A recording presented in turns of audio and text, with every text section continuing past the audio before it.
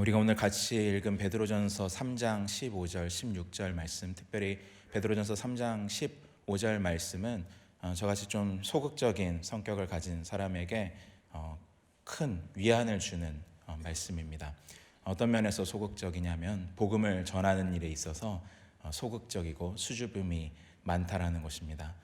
간혹 보면 전도를 정말 잘하시는 분들을 많이 만납니다. 선교 갔을 때 우리가 양로원이나 또 마을회관 같은 곳 가가지고 잔치도 하고 여러 가지 하잖아요. 그 이후에 사형리도 전하고 또 간증도 하고 복음을 나누는데 정말 열심히 하고 또 적극적으로 잘하시는 그런 분들을 많이 봅니다. 그런 분들 앞에 서면은 제가 목사이지만 특별히 목사로서 아주 한없이 작게 느껴질 때가 많습니다. 여러분 중에는 혹시 또 그런 분이 계시지 않습니까? 복음을 전하고 싶은 마음은 있는데 용기가 쉽게 나지 않는 분들, 그래서 입을 한번 떼기가 어려운 분들, 바로 그런 분들께 위로를 주는 말씀이 베드로전서 3장 15절 말씀입니다. 다시 한번 저희가 3장 15절 말씀만 같이 읽어보겠습니다. 시작. 너희 마음에 그리스도를 주로 삼아 거룩하게 하고 너희 속에 있는 소망에 관한 이유를 묻는 자에게는 대답할 것을 항상 준비하되 온유와 두려움으로 하고. 아멘. 여기서 뭐라고 말씀하고 있냐면 적극적으로 복음 전하지 않아도 뭐 하면 된다? 물어볼 때 잘 대답하면 된다. 그렇게 말씀하는 것 같아요. 그래서 혹시 그거에 대해서 너희가 가진 소망에 대해서 그 이유에 대해서 묻는다면 대답할 것을 잘 준비하고 있어라. 그래서 저는 늘 잘 준비하기 위해서 힘씁니다. 근데 문제는 뭐죠? 좀처럼 물어보는 일이 잘 일어나지 않는다는 거죠. 사람들이 물어보지 않습니다. 네 안에 있는 소망이 뭐냐? 그 이유가 뭐냐? 이것을 좀 물어봐 줬으면 좋겠는데, 그러면 제가 잘 말해줄 수 있을 것 같은데 물어보지 않는다는 데 문제가 있습니다. 그래서 어렸을 때부터 교회에서 많이 들었던 말 중에 복음의 접촉점이라는 이야기를 많이 들었던 것 같습니다. 오늘 설교의 제목도 그래서 복음의 접촉점이라고 잡아봤는데요. 복음의 접촉점이라고 말할 때 우리는 보통 어떤 믿지 않는 분들과 접촉할 수 있는 계기를 마련해야 된다. 그러니까 신자와 비신자 사이에 어떤 공통되는 공통분모를 잘 찾아서 거기서부터 좀 얘기가 나눠질 수 있도록 하면 된다. 이제 그런 말이 복음의 접촉점이라는 말입니다. 굉장히 좋은 뜻이죠. 우리가 복음 전하기 위해서 그냥 길 가는 사람 붙잡아 놓고 복음 전하기 어려운 시대가 되었으니까 어떻게 해서라도 공통된 분모를 마련해서 그 안에서 좀 이야기를 전개해 보자. 그것이 복음의 접촉점이라는 이야기입니다. 좋은 시도인데 여기에도 한 가지 좀 어려움이 있습니다. 무엇이냐면 공통점을 찾기는 참 쉬워요. 또 공통점으로부터 뭔가 출발하기는 좋은데 그 다음에 복음 이야기로 넘어가는데 쉽지 않다는 것이죠.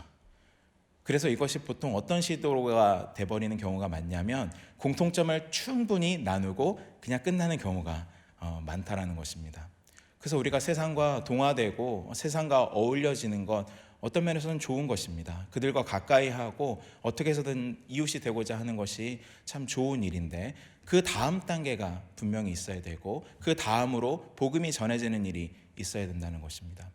그런데 제가 한 가지 최근에 발견하게 된 것은 우리가 복음을 소개하고 복음을 전하는 일이 그러한 공통점만 가지고는 어렵고 오히려 차이점이 있을 때 무언가 다른 점이 있을 때 이야기할 수 있는 거리가 되더라라는 것입니다. 개인적인 이야기인데요. 제가 최근에 한의원을 가게 됐습니다. 몸이 좋지 않아서 한의원을 가게 됐어요. 근데 그 한의원은 좀 특별한 한의원입니다. 어떤 면에서 특별하냐면 보통 한의원에 가면 한약을 지어주는 경우가 많지 않습니까? 근데 그 한의원은 한약을 지어주는 한의원이 아니었습니다. 그럼 뭘 하느냐? 음식을 정해주는 한의원입니다. 더 정확히 말하면 체질을 분별해서 좋은 음식과 좋지 않은 음식을 딱 알려주는 그런 한의원이었습니다. 제가 그 한의원에 갔더니 어떻게 판독이 됐냐면 고기만 먹어야 되는 체질로 나왔습니다. 다행스럽다라고 생각하실 수 있겠지만은 사실은 저는 해산물을 정말 좋아합니다. 제가 회를 정말 좋아하고요. 생선류 갑각류 이런 걸 정말 좋아합니다. 물론 고기도 좋아합니다. 그런데 거기에서는 고기만 먹고 생선류는 절대 먹으면 안 된다는 겁니다. 생선류는 먹으면 오히려 독이 된다. 그래서 제가 어떻게 했습니까? 제 순종을 잘하기 때문에 그날 이후로 모든 생선을 끊었습니다. 회를 끊었습니다. 저한테는 너무나 큰 일이었는데요. 건강을 위해서 회를 끊었습니다. 근데 그때부터 놀라운 일이 일어나기 시작했어요. 우리 목사님들이나 또 누구랑 같이 식사를 하게 되면 제가 어떻게 하겠습니까? 생선류를 먹지 않는 거예요. 저희가 평일 점심 때는 지하 식당에서 같이 식사를 하는데 요즘에 유독 생선이 많이 나옵니다. 그러다 보니까 제가 먹을 수 있는 반찬이 별로 없는 거예요. 그래서 다 받지 않고 제가 먹을 수 있는, 어쩔 때는 정말 밥이랑 김치만 먹어야 되는 그런 때가 있습니다. 그때 주위에서 물어보는 거죠. 김 목사 왜 밥을 안 먹어? 왜 반찬을 안 먹어? 이 생선 맛있는데 왜 먹지 않는 거야? 묻는 거죠. 그럼 제가 뭐라고 답하겠습니까? 처음부터 제가 한의원에 갔는데요. 근데 체질이 이런데요. 제가 이거 먹어보니까 정말 좋습니다. 그래서 제가 지금 해산물을 끊은 지 5달이 됐습니다. 이제 이런 얘기를 할 수 있는 거죠. 제가 거기서 한 가지 중요한 통찰을 얻었습니다. 사람들로 하여금 궁금증을 갖게 만드는 것, 질문을 유발시키는 것은 같은 것이 아니라 차이점이 있구나. 뭔가 다른 것 때문에 사람들이 궁금해하는구나. 물론 제가 그분들과 같이 식사를 하지 않고 저 혼자 몰래 숨어서 밥을 먹는다면 아무도 물어보지 않았겠죠. 그런데 같은 식사 자리라는 그런 공통 분모 아래서 제가 뭔가 특별한 식사를 했을 때 사람들이 질문하기 시작하더라는 겁니다. 그래서 제가 그 한의원에 많은 분들을 전도했습니다. 그래서 이제는 너무 사람이 많아져가지고 제가 더 이상 그 한의원에 가지를 못하고 있는 실정입니다. 우리가 기억해야 될 것이 바로 이거라는 거죠. 우리가 복음을 전할 때 어떻게 사람들에게 궁금증을 유발시킬 수 있을까? 사실은 궁금증을 유발시키려고 그렇게 하는 것은 아닙니다. 제가 사람들이 정말 내가 왜 이걸 안 먹는지 물어봤으면 좋겠다 해서 그렇게 먹는 것은 아니지 않습니까? 근데 그냥 그렇게 하니까, 그냥 그렇게 사니까 사람들이 물어보기 시작하더라는 것이죠.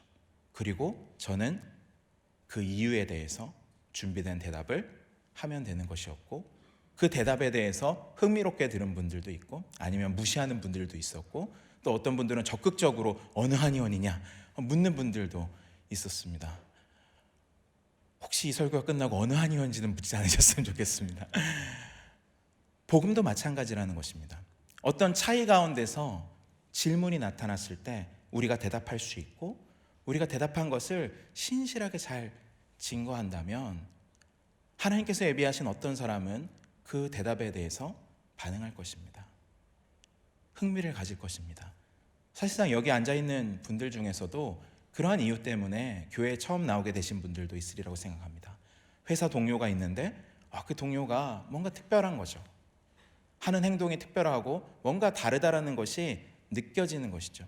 그것이 대단히 도덕적으로 고매하고 고결한 성품 때문이 아니라고 할지라도 뭔가 다른 삶, 뭔가 차이가 있는 삶, 거기가 사람들이 복음에 대해서 궁금증을 갖게 만드는 복음의 접촉점이 된다라는 사실입니다. 그래서 오늘 이 복음의 접촉점이라는 주제를 가지고 과연 어떠한 차이가 사람들로 하여금 궁금증을 유발시킬 수 있을까? 또 그 차이를 만들어내는 근원은 어떠한 것일까에 대해서 같이 생각해 보고자 합니다. 다시 본문으로 돌아와서 14절부터 한번 보도록 하겠습니다. 베드로전서 3장 14절인데요.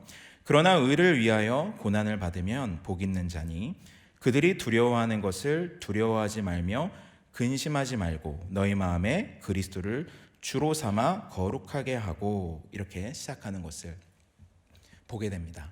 핍박이라는 상황이 전제가 되어 있죠. 의를 위하여서 고난을 받는다. 의를 위해서 고난받는다는 것은 예수님 때문에, 복음 때문에, 내가 가진 신앙 때문에 고난받는 것을 얘기합니다. 이때 당시에 로마에 의한 직접적이고 대대적인 핍박이 있기 전이라고 보통 생각이 되어집니다. 그러나 그러한 국가적인 핍박이 있기 전에 어떠한 공동체 안에서, 사회 안에서의 핍박은 있었습니다. 예수 믿는다는 것 때문에, 그들이 가진 차이 때문에 사람들이 아무 이유 없이 미워하는 것이죠. 그들의 신앙을 조롱하기도 하고 또 실질적으로 물리적인 그런 해를 입는 일들도 아주 빈번하게 일어났던 것을 우리가 보게 됩니다. 그런데 베드로가 이들에게 주는 권면이 무엇입니까? 그러한 고난 가운데 있는 사람들에게 무엇을 말하고 있습니까? 그들이 두려워하는 것을 두려워하지 말며 근심하지 말고 라고 말합니다. 그리고 15절에 너희 마음에 그리스도를 주로 삼아 거룩하게 하라. 그 다음은 우리가 나누었던 소망에 관한 이유에 대해서 준비하고 그것을 잘 대답해라 라는 말씀이죠. 우리가 여기에서 이 14절 중반부터 15절 초반까지 나와 있는 이 표현들에 대해서 좀 더 잘 살펴볼 필요가 있습니다. 그들이 두려워하는 것을 두려워하지 말며 근심하지 말아라. 너희 마음에 그리스도를 주로 삼아 거룩하게 해라. 어떤 말인지 이해가 잘 될 것 같으면서도 좀 이렇게 명확하지 않은 부분들이 있습니다. 베드로는 이 성경을 기록하면서 아마도 이사야서 8장을 염두에 두고 기록한 것 같습니다. 저희가 그 본문을 한번 같이 읽어보도록 하겠습니다. 이사야서 8장 12절과 13절인데요. 한 목소리로 읽겠습니다. 시작. 이 백성이 반역자가 있다고 하더라도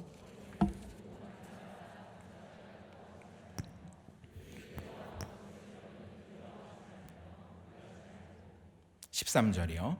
만군의 여호와 그를 너희가 거룩하다 하고 그를 너희가 두려워하며 무수할 자로 삼으라. 아멘. 12절을 다시 한번 돌려주시면요. 지금 우리가 방금 읽은 베드로전서와 유사한 표현들이 있다는 것을 금방 알아차릴 수 있습니다. 이 백성이 반역자가 있다고 말하여도 너희는 그 모든 말을 따라 반역자가 있다고 하지 말며 그들이 두려워하는 것을 너희는 두려워하지 말며 놀라지 말고, 거의 똑같은 표현으로 사용됐습니다. 그 다음에 13절을 봐도 만군의 여호와 그를 너희가 거룩하다 하고 그를 너희가 두려워하며 무서워할 자로 삼으라. 거의 같은 표현이죠. 이 표현에 비추어서 우리가 베드로전서 본문을 다시 생각해 볼 수가 있습니다. 14절을 먼저 보면요, 중간에 그들이 두려워하는 것을 두려워하지 말며 근심하지 말고, 이사야의 표현과 동일합니다. 이사야가 처했던 환경도 지금 베드로전서를 받아보게 되는 이 성도들이 처했던 환경과 매우 비슷한 환경이었습니다. 여러 상황 가운데 이사야와 또 그를 따르는 사람들이 아주 코너에 몰려있는 상황이었죠. 사람들이 이들에 대해서 우호적이지 않았습니다. 대부분의 선지자들, 구약의 선지자들이 그려했던 것처럼 사람들은 선지자들의 목소리에 귀를 기울이기보다는 그들을 조롱하고 핍박하는 일을 일삼기를 좋아했었습니다. 적대적인 상황들, 핍박이 있는 상황들에서 어떻게 할 것인가, 하나님께서 이사야에게 주신 말씀이거든요. 하나님께서 너는 이 사람들과 같이 하지 말라라고 하시면서 주신 말씀이, 너는 그들이 두려워하는 것을 두려워하지 말고 놀라지 말라. 베드로는 이 말씀을 그대로 가져와서 지금 성도들에게 말하고 있는 것입니다. 너희는 그들이 두려워하는 것을 두려워하지 말아라. 사실은 이 본문이 다른 식으로 번역되어 있는 경우도 많습니다. 한글에 있는 새 번역이라든지 또 영어 성경들도 이것을 어떻게 번역했냐면 너는 그들을 두려워하지 말라라고 번역했습니다. 그리고 그러한 번역이 자연스러운 것처럼 보입니다. 그렇잖아요. 너를 핍박하는 사람들, 너한테 막 뭐라고 하는 사람들, 너에게 고난을 주는 사람들을 두려워하지 말아라. 그것이 자연스러운 것 같습니다. 그리고 문법적으로도 그렇게 번역될 수 있는 가능성이 있습니다. 그런데 우리 개역개정 성경은 이것을 좀 다르게 번역했어요. 다르게 번역했는데 사실은 이사야의 8장의 문맥을 잘 살려서 번역한 번역이라고 볼 수 있습니다. 그들을 두려워하지 말고 라고 말하지 않고 무엇이라고 합니까? 그들이 두려워하는 것을 두려워하지 말고 라고 말합니다. 여기서 굉장히 중요한 의미가 드러나는 것을 우리가 보게 됩니다. 그들은 누구입니까? 예수 믿는다고 핍박하는 사람들입니다. 예수 믿는다고 모욕을 안겨주는 그러한 사람들입니다. 그런데 그러한 사람들을 두려워하지 말고 이것을 넘어서서 그들이 두려워하는 무언가를 너희도 두려워해서는 안 된다라고 말하고 있습니다. 다시 말하면 지금 이 핍박자들, 모든 것을 자기의 마음대로 좌지우지할 수 있을 것 같은 그러한 힘을 가진 사람들도 무엇이 있다는 겁니까? 두려워하는 게 있다는 것이죠. 이들이 가진 두려움이 있다라는 것입니다. 여기서 우리는 굉장히 중요한 것을 발견합니다.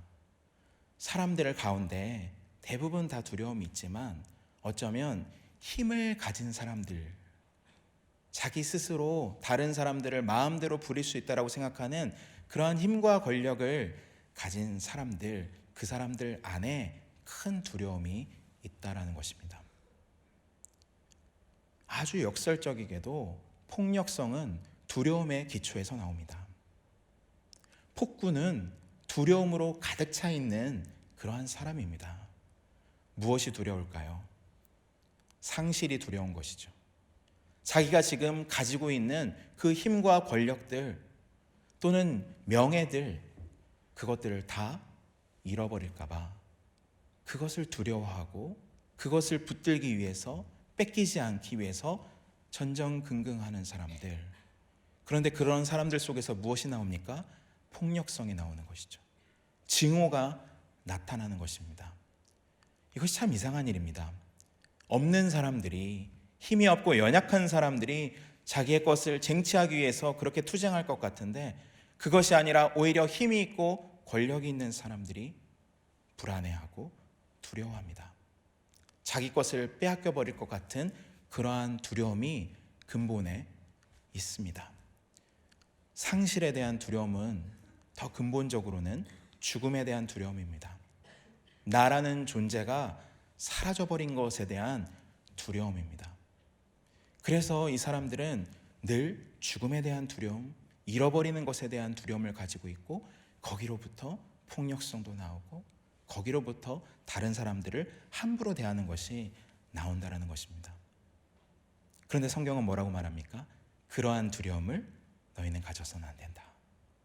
그 사람들이 두려워하는 그러한 상실의 두려움, 죽음의 두려움을 너희는 갖지 말아야 된다라고 말씀합니다.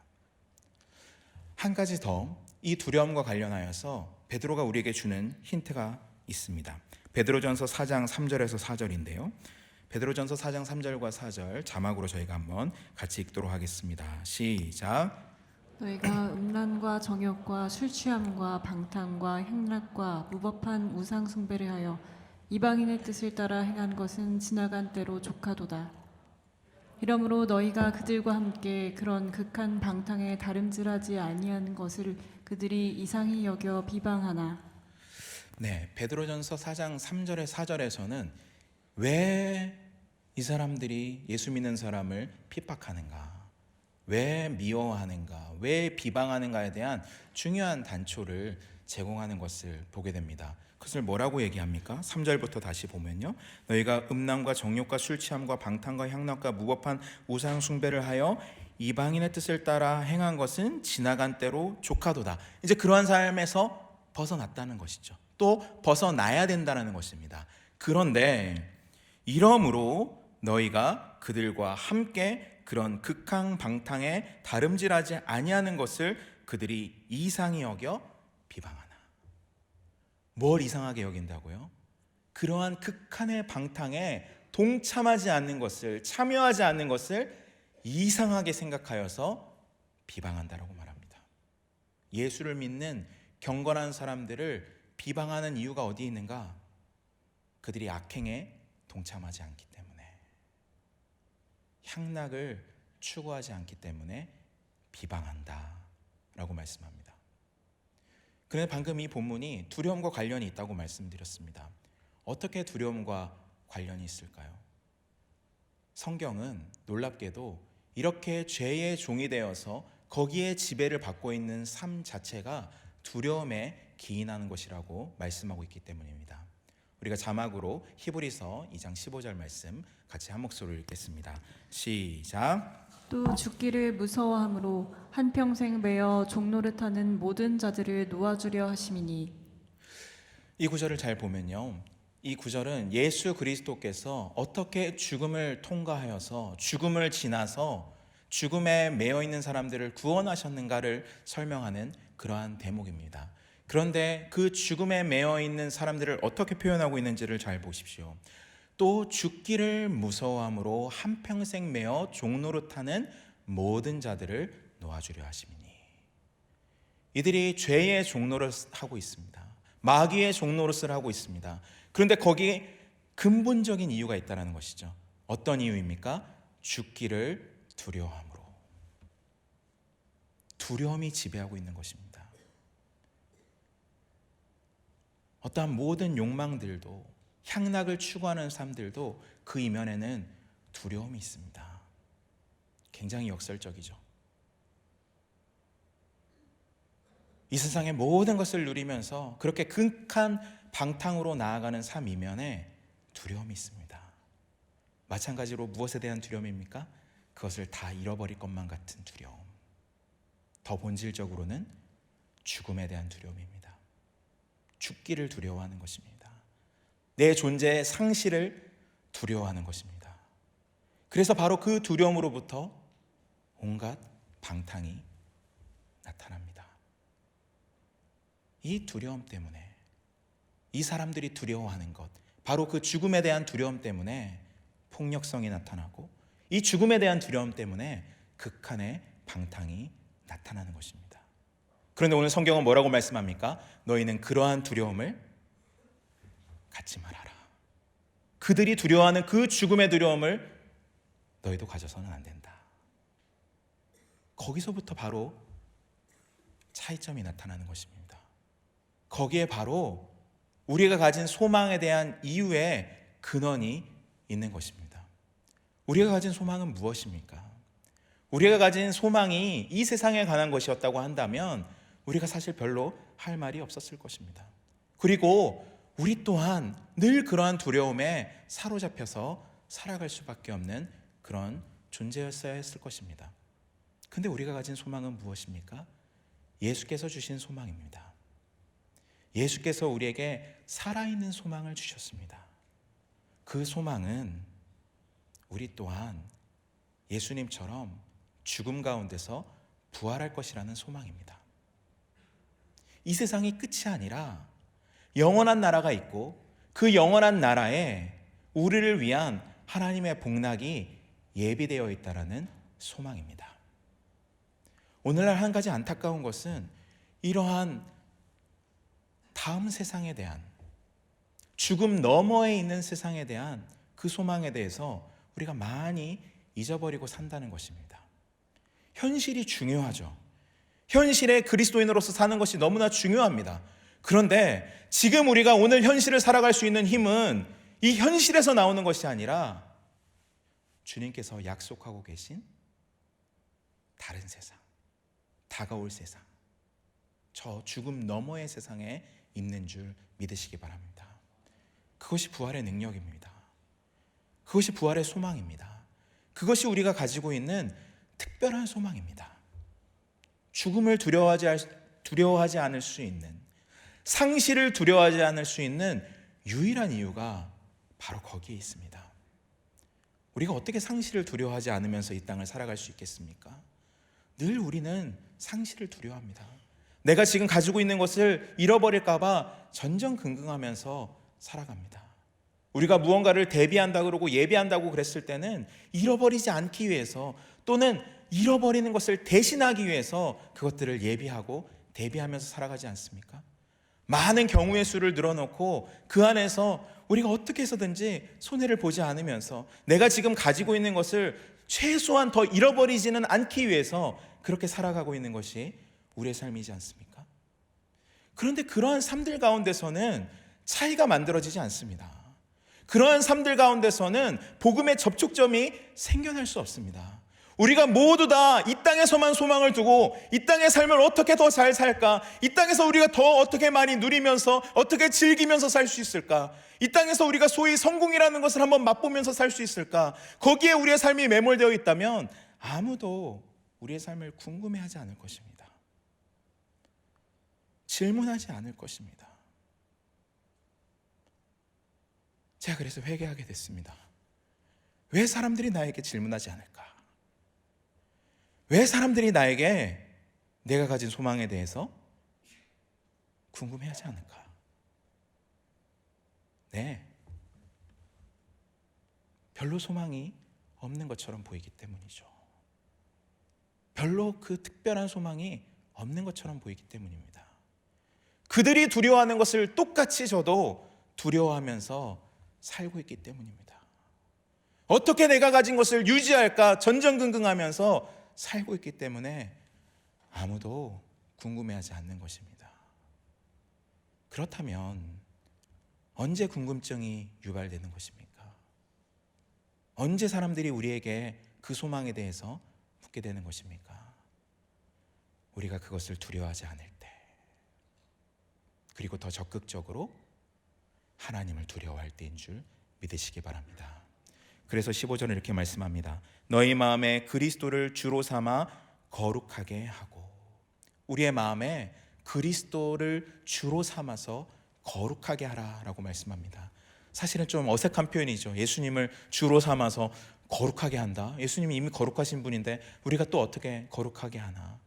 그런데 아까 우리가 살펴봤던 이사야 8장이 이것을 반영하고 있는 것이라고 한다면 이해는 분명해집니다. 이사야 8장 말씀을 다시 한번 좀 띄워주실 수 있으실까요? 이사야 8장 13절 말씀 보도록 하겠습니다. 만군의 여호와 그를 너희가 거룩하다 하고 그를 너희가 두려워하며 무서워할 자로 삼으라. 이것이 본문 15절이 말씀하는 바와 동일한 것입니다. 하나님을 거룩하다고 하는 것은 그분을 특별하게 인정하는 것입니다. 그분은 특별한 분이다. 그런데 어떻게 특별한 분입니까? 그분은 만군의 여호와로서 두려워해야 될 분이다. 그분에게 모든 권세와 주권이 있다. 그분께 모든 영광이 있다. 내가 세상의 사람들이 두려워하는 것, 그거 두려워할 것이 아니라 하나님만을 두려워해야 된다.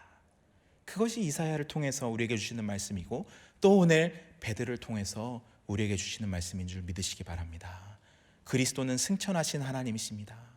이 땅에 오셔서 우리 죄를 대신하여서 죽으시고 부활하실 뿐만 아니라 승천하셔서 하늘에 오르셔서 우리가 예배 때 사도신경에서 고백한 것처럼 하나님 보좌 우편에서 모든 권세를 다스리시는 그 하나님이신 줄 믿으시기 바랍니다. 그분만을 우리가 두려워해야 됩니다. 그분을 두려워할 때 차이점이 나타나는 거예요. 사람들은 보이지 않는 하나님을 두려워하지 않습니다. 그런데 우리는 보이지 않는 하나님을 섬깁니다. 그분이 하늘 보좌에서 통치하고 계신다는 것을 우리가 고백하고 있습니다. 그러한 삶을 우리가 살아간다고 한다면 당연히 궁금하지 않겠습니까? 아무도 보는 사람 없는데 어때? 이 말은 적어도 우리는 할 수 없는 말입니다. 하나님을 두려워하지 않는 사람들은 얼마든 자기 뜻대로 이 세상을 살아가게 됩니다. 그러나 하나님을 두려워하는 사람이라면 항상 하나님을 염두에 두고 살 수밖에 없습니다. 하나님을 기억하면서 살 수밖에 없습니다. 하나님이 지금 보고 계시지. 하나님이 내가 이런 마음 품고 있는 거 알고 계시지. 하나님이 이 생각을 알고 계시지. 거기서 차이점이 만들어지는 것입니다. 거기서 특별함이 나타난다는 것입니다. 사랑하는 3일의 성도 여러분, 무엇을 두려워하고 계신가요? 세상 사람들이 다 두려워하는 그것을 여러분도 두려워하고 계십니까? 아니면 세상 사람들이 보이지 않는다고 해서 알지 못하고 믿지 않고 두려워하지 않는 그 하나님, 그분을 두려워하십니까? 이 질문에 정직하게 답하고 우리의 진정한 두려움의 대상을 하나님께로 되돌리는 그러한 은혜가 있으시기를 주님의 이름으로 축원합니다. 우리가 마지막으로 살펴보고자 하는 것은 긍정적인 측면입니다. 지금까지 우리가 두려움 때문에 발생하는 어떠한 차이들에 대해서 말씀드릴 때 주로 부정적인 측면을 다루었습니다. 세상 사람들이 두려워한 것은 죽음에 대한 두려움이고 거기로부터 폭력성이 나타나고 거기로부터 온갖 방탕한 생활이 나타난다는 것을 살펴봤습니다. 그리고 우리가 하나님을 두려워하기 때문에 그러한 삶을 멀리해야 된다고 말씀드렸습니다. 마지막으로 우리가 살펴보고자 하는 것은 보다 적극적이고 긍정적인 측면의 부분입니다. 이것을 두려움과 관련해서 잘 설명해 주신 또 성경 구절이 있는데요. 요한일서 4장 18절 말씀입니다. 16절에서 18절까지의 말씀 저희가 한 절씩 한번 교독해 보도록 하겠습니다. 하나님이 우리를 사랑하시는 사랑을 우리가 알고 믿었노니 하나님은 사랑이시라. 사랑 안에 거하는 자는 하나님 안에 거하고 하나님도 그의 안에 거하시느니라. 이로써 사랑이 우리에게 온전히 이루어진 것은 우리로 심판날에 담대함을 가지게 하려 함이니 주께서 그러하실지 우리도 이 세상에서 그러하니라. 네, 18절 같이 읽습니다. 사랑 안에 두려움이 없고 온전한 사랑이 두려움을 내쫓나니 두려움에는 형벌이 있음이라. 두려워하는 자는 사랑 안에서 온전히 이루지 못하였느니라. 아멘.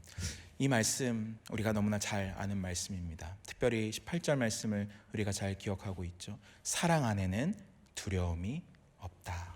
그리고 온전한 사랑은 두려움을 내어 쫓는다. 여기서의 두려움은 마찬가지로 죽음에 대한 두려움입니다. 그것은 곧 형벌에 대한 두려움이기도 합니다. 그러한 두려움에 휩싸여 있는 사람이 절대 할 수 없는 것이 있는데 그것은 바로 사랑입니다. 그 두려움의 근본은 죽음이라고 말씀드렸고 그것은 자기가 가진 것, 또 자기 존재의 상실에 대한 두려움이라고 말씀드렸습니다. 사랑은 근본적으로 자기를 내어주는 것입니다. 사랑은 근본적으로 자기 상실을 염두에 두고 하는 것입니다. 자기의 것을 나누는 것이 사랑입니다. 그래서 하나님은 사랑이시라고 말씀합니다. 하나님은 당신이 가진 것을 내어주셨습니다. 가장 귀한 아들 예수 그리스도까지 우리를 대신하여서 우리를 위하여서 내어주신 것이 바로 하나님의 사랑입니다. 그리고 그 사랑의 하나님을 마음에 거룩하게 모시고 있는 사람들, 그 사랑의 하나님을 주로 섬기고 있는 사람들, 그 사람들 안에는 무엇이 없습니까? 두려움이 없습니다. 자기 상실에 대한 두려움, 나를 내어주는 것에서 발생하는 손해에 대한 두려움, 그 두려움이 없습니다. 왜 그렇습니까? 사랑은 모든 것을 이기기 때문입니다. 사랑은 모든 것을 덮기 때문입니다. 상실에 대한 두려움보다 더 큰 능력을 사랑이 갖고 있기 때문입니다. 그래서 오늘 마지막으로 베드로 사도는 이렇게 권면하는 것을 우리가 보게 됩니다. 베드로전서 4장 8절 말씀인데요. 마찬가지로 한 절씩 교독하도록 하겠습니다.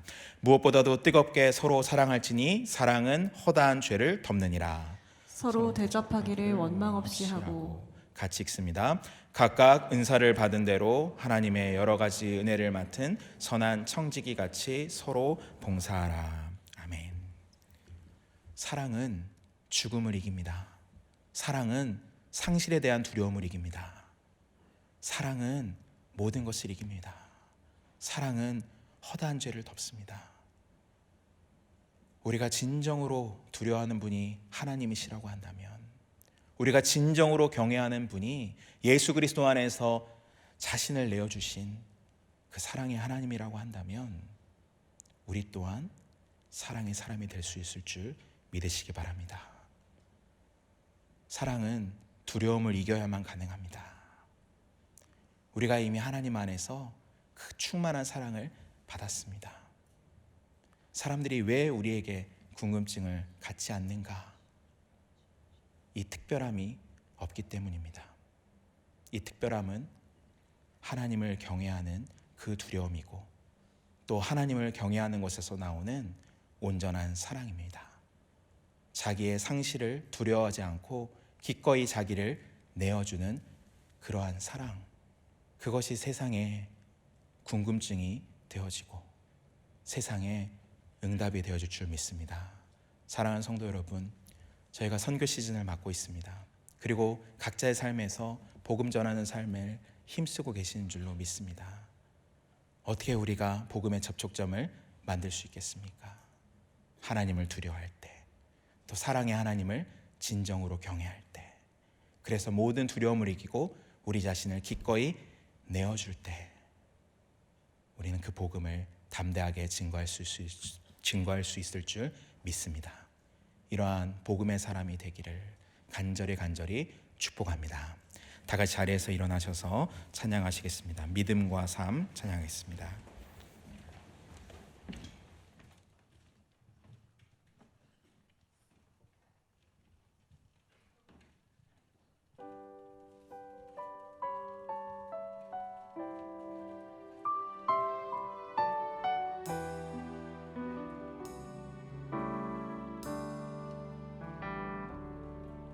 믿음과 삶을 살아내는 실력이 너무나 다른 내 모습을 볼 때에 이 모습도 주가 사랑하실까 자신 없는 내 모습 그저 주님 앞에 있네.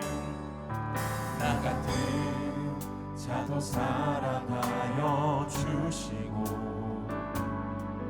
한 번도 나를 떠나지 않으셨네. 아픔 속에 주를 작게 여긴 날 꾸짖지 않으시고 내 손 잡아주시네. 오직 주님 안에 두려움 없네. 고난을 통해 날 만드심을 믿네. 주님만이 내 모든 것 대신에 주의 강한 손 날 붙드시네. 오직 주님 안에 소망 있네.